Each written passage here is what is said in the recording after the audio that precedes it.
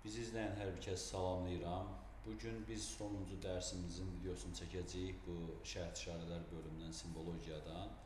Keçən dəfə biz bu bölümdə qaldıq, nöqtəvi layerdə bitirdik və dedim ki, növbəti video ilə bitirəcəm. Mən düşündüm bugün şərt işarələr hazırlayaq, amma növbəti iki layer üzrə fərqli nüansları qeyd eləmək lazımdır deyə ikisini birlikdə çəkəcəm. Bunları və bir də şərt işarələrdən bir neçə şərt işarə hazırlayarıq. Bundan da simbologiyanı bitirərik. Bu bölümünü bitirdikdən sonra elə direkt olaraq layının üzərindən bir dəfə klikləyirik. Belə bir pəncərə açılır. Qaleriyada nöqtəvi layerdə olduğu kimi burada müxtəlif proqram təminatının bizə təqdim elədiyi şərt işarələr mövcuddur. Hansısa birini seçə bilərik. Zaten artıq seçmişik. Seçdikdən sonra, indi burada fərqli olanlar nədir? Qırıq-qırıq xəttlər var, bunlar var. Bu kimi çox istifadə olunaz biləcək şərt işarələrdir. Ox işarələridir, sonra dəmir yollarında bundan istifadə eləmək olur və s. Və biz seçdikdən sonra şərt işarəmizi Properties bölümünə, xüsusiyyətlər bölümünə daxil olub, burada deməli seçdiyimiz şərt işarənin üzərində dəyişiklik eləyə bilərik. Burada Solid Stroke kimi gedir, birinci ilk seçilən. Buradan şərt işarənin rəngini seçirik, buradan qalınlığını seçirik. Digərlərindəki kimi eynidir, nöqtədəki kimi demək olar. Offset sıfırdır, offset atmağın burada bir mənası yoxdur. Ona görə iki dənə şərt işarə olanda effektiv olur. Burada hansısa bir qırıq-qırıq olan xətti seçmək istəyərəksə, ondan seçib burada parametrləri dəyişə bilərik. Fərqli olan bir budur. Burada mən bunun parametrini 50 eləyəcəm ki, xətt çox böyük görüksün. Burada səhv elədim. Mən buradan dəyişiklik etməməli idim. Deməli, bu qalsın. Buradan dəyişiklik eləməli idik. Bunu deməli, 50 eləməli idim. 50 etdik. Apply edirəm ki, ekranda sizə yaxşı görsənsin. Bunun tin hissələrinə fikir verin. Bu bölümdə, Caps and Join-da bu tin hissələrinə baxın, burada çıxıntılar çox kəskindir. Bu kəskin çıxıntılar bu xəritədə çox eybəcər formada görsənir. Ona görə onu deməli, burada bu iki bölümün istifadə etməklə müəyyən qədər dəyişikliklər etmək olur. Məsəl üçün, bu hissə, bunu verdikdə, bevel verdikdə, bu hissəsinə baxın, artıq burada kəskin tin yox, belə bir, belə deyim də, kəsinti formasında görə bilərik bu hissələri. Deməli, round eləndə isə bu hissələrini aval görə bilərik. Bu yaxşıdır, əslində çox xoşum gəldi bu funksionallıqdan. Döngə nöqtələrində o kəskin qırıntıları aval formasına salır. Sonra bu var. Bu, zaten birinci elə zaten bundaydı. Bu da tin şəklində saxlayır. Birinci bu nədir? Bunu yoxlayaq. Bu qısaldır bu hissələrini. Deməli, round son hissələrini aval eləyir. Bu da yaxşıdır. İndi bundan istifadə eləmək lazımdır ki, hansından faydalanmaq olar. Square isə ağız hissəsini kəskin qırır. Zaten biz onu deyirik. Mən düşünürəm ki, round, burada da round seçib hər ikisini bu formada, səliqəli formada eləmək olar, istifadə etmək olar. Line üçün bu qədər. Line üzərində çox dayanmayacağım. Zaten xüsusiyyətlər bölümündən biz bəzi layerlərdə şərt işarələri dəyişiklik edəcəyik. Orada keçəcəm onu.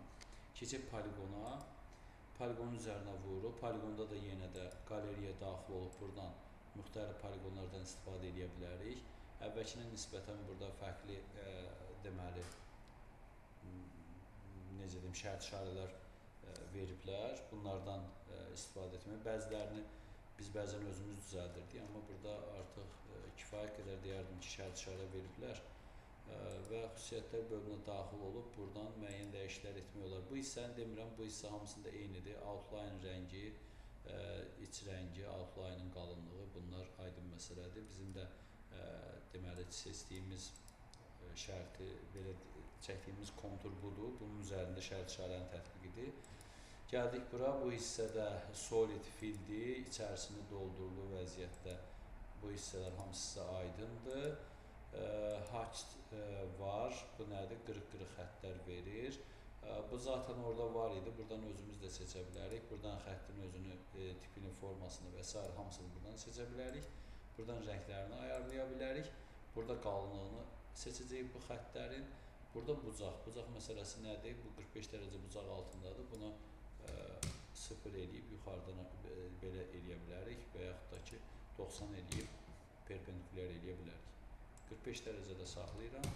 Bunun izahı buydu. Separation 4-dür, aralarındakı məsafədir. Bunu artıra bilərik, 10 verə bilərik ki, seyrəlsin. Və burada offsetin mənası yoxdur, çünki offset etdikcə bu tərəfə yayılacaq. Bu bölüm bundan ibarətdir. Gradient fill var. Bu əvvəl var idi, desktopda da var idi. Gradient fill nədir? Burada məsəl üçün color scheme var. Rəng müstəvisi deyərdim buna. Burada ağdan qarıya doğru tündləşir, qaradan ağa doğru tündləşir. Sözsüz ki, seçib buradan da rəngini seçə bilərik. Buradan all color sxemə girib, buradan həmin o rəng müstəvisi seçimlərini daha çox görə bilərik. Əvvəlkində daha az idi. Buradan da çox böyük seçim qoyublar və rəng çalarları, dəyişik tonların bir-birini əvəzləməsi daha çoxdur burada.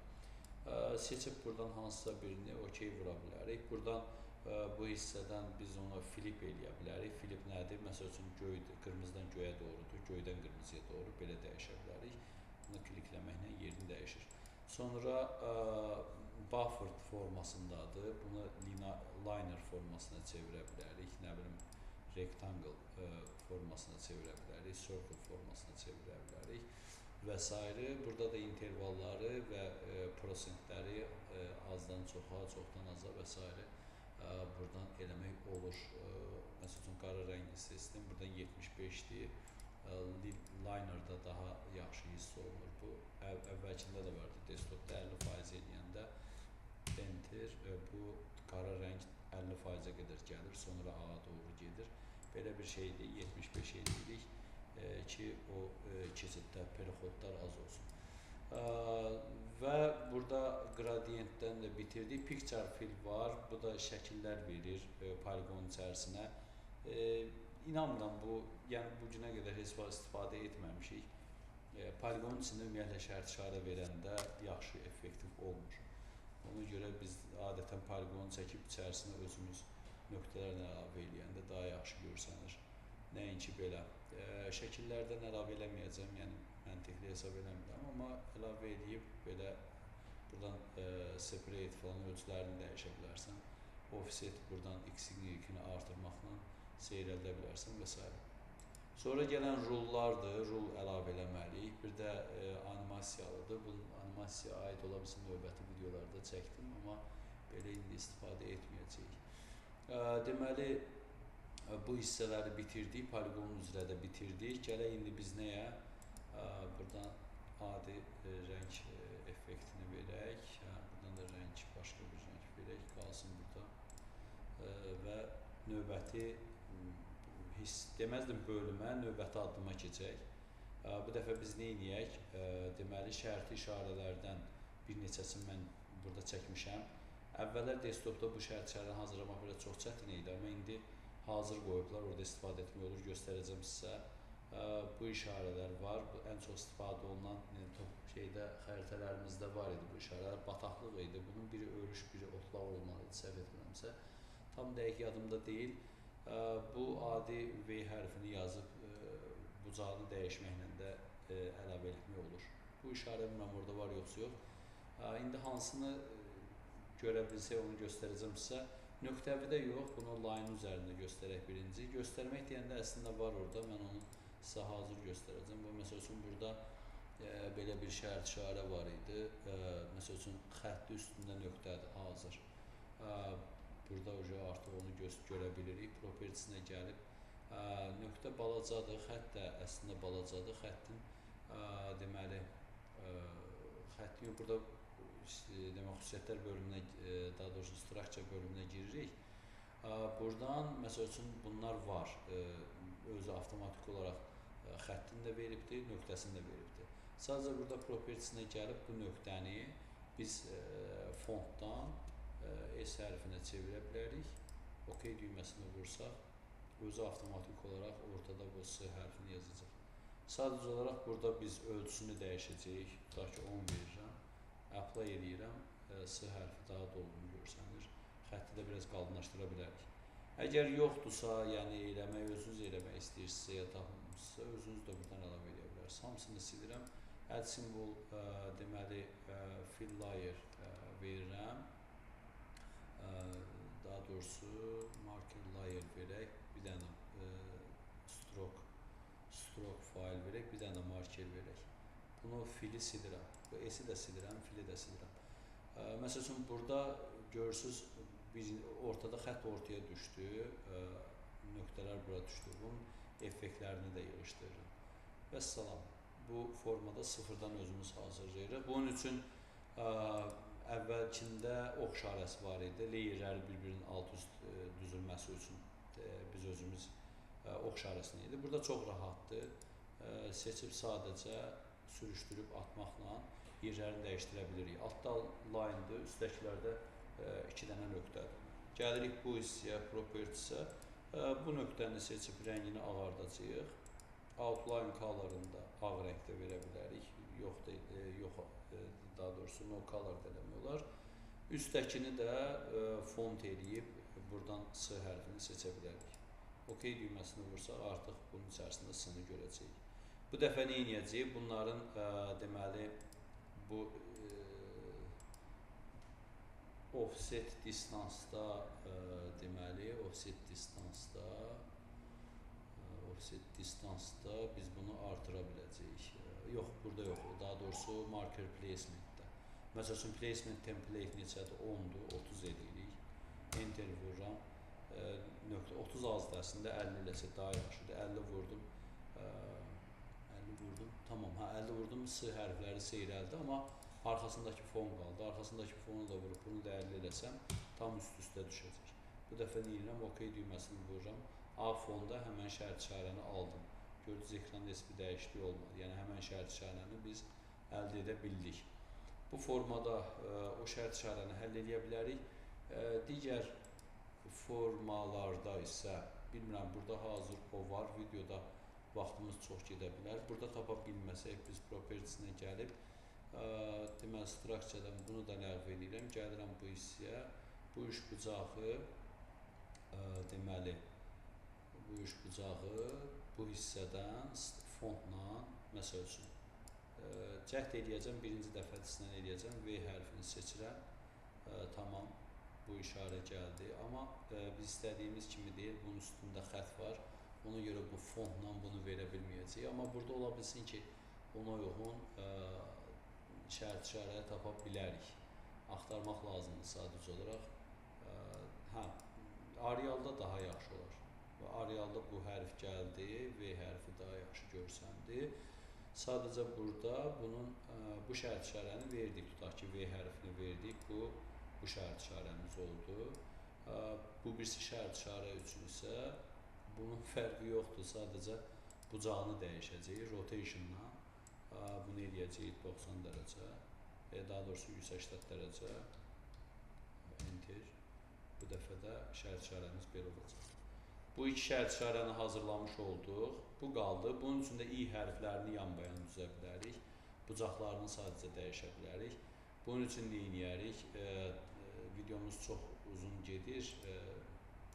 Məcbur add simvoldan marker layer verib bunu bağlayıram. Buradan da deməli hansı işarəni eləyəcəkdik biz? Üç dənə xətt işarəsin. Yenə də gəlib buradan, bunu sadəcə buradan sayını artırmaq lazımdır. Kopyalayırsan, 3 dənə nöqtə gəldi bura, gəldik bura. Birinci nöqtə yenə də fontdan Arial'la adi. Burada bu işarələrdən də istifadə etmək olardı. Biz V-dən istifadə edirik, bundan istifadə etmək olardı. I hərfi üstündə nöqtə yoxdur, bundan istifadə etmək olar. Əslində, structure-yə keçib bunları silə bilərik, bundan elə kopyalayıb 3 dənə ata bilərik. Bura gəlib, sadəcə burada deməli offsetlərini düzəldə bilərik. Bu formada 3, bu birisini də 3, daha doğrusu -3 eləyirik. -3 eləyirik. O deməli, y-ni -3, deməli bunun və bunun y-ni -3. Və beləliklə bu şərt işarəni də aldıq. Və sonra qaldı bu. Bu işarəni də yenə də ala bilərik. S hərfi ilə həmən düz xətt eləmək olar. Bunun üçün də gəlirəm bura. Deməli, bizə sadəcə bir dənə işarə, iki dənə şərt işarə bəs edir. Bu şərt işarəni bunları 0 eləyəcəm. 0, bunu da 0 eləyirəm. Enter. Və deməli, bu hissədə altdakını S hərfinə çevirmək lazım. Üstdəkində də boynu yoxdur. Bunları da 0 eləyim. Enter düyməsini vuraq. Aşağıda da 0, yuxarıda da 0. Aşağıdakını sadəcə style'dan ya da fontdan daha doğrusu S hərfini gətiririk. OK düyməsini vururuq. Sadəcə i-nin biraz həcmini artırsaq ola bilər ki, bu bizim köməyimizə gələr. Çox qalın oldu. Tamam, bunu eləmək olar. Bunu indi formada tez olsun, videoda çox vaxt getməsin deyə etdim, amma başqa variantını tapmaq olar. Yəni, əsas məqsəd nədir? Bu hissədə, structure hissəsində bir neçə layer gətirib ondan bir şərt işarə hazırlamaq mümkündür. Variantlar çoxdur, sadəcə olaraq biraz üzərində çalışmaq lazımdır. Bizi izlədiyiniz üçün təşəkkür edirəm. Videoları bəyənib paylaşmağı unutmayın. Sağ olun.